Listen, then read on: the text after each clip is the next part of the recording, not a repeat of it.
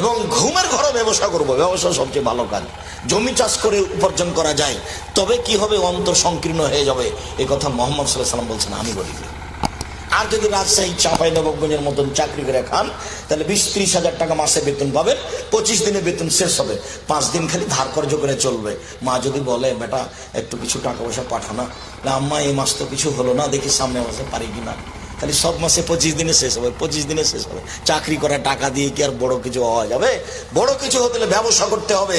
তাই তো রাসূল সাল্লাল্লাহু আলাইহি ওয়াসাল্লাম বলছেন, পৃথিবীর মানুষ মনে রেখো, আর তাদের সাদিকাল আমিন ইয়াউমাল কিয়ামা ইয়াকুনু মা শুহাদা ওয়াল আম্বিয়া ওয়াস সিদ্দিকিন, সত্যবাদী বিশ্বস্ত ব্যবসায়ীরা বিচারের মাঠে নবীগণের সাথে থাকবেন। সত্যবাদী বিশ্বস্ত ব্যবসায়ীরা বিচারের মাঠে নবীগণের সাথে থাকবেন। আবার বলছেন, আর তিজারাত মাল কিযব ওয়াল হালাফ, ব্যবসাতে অনেক সময় মিথ্যা কথা চলে আসে, ব্যবসা অনেক সময় কসম চলে আসে। এক কাজ করো, হাসু বহুবি সাদাকা, কিছু দান খেরাত করতে থাকো, ওটা মিটে যাবে। মুহাম্মদ সাল্লাল্লাহু আলাইহি ওয়াসাল্লাম বলছেন এইভাবে। তাহলে উনি কি করে খেতে বললেন, বলেন তো দেখি? ব্যবসা করে খেতে বলেন। আমি আপনাকে লোন নিয়ে ব্যবস্থা করতে নিষেধ করেছি।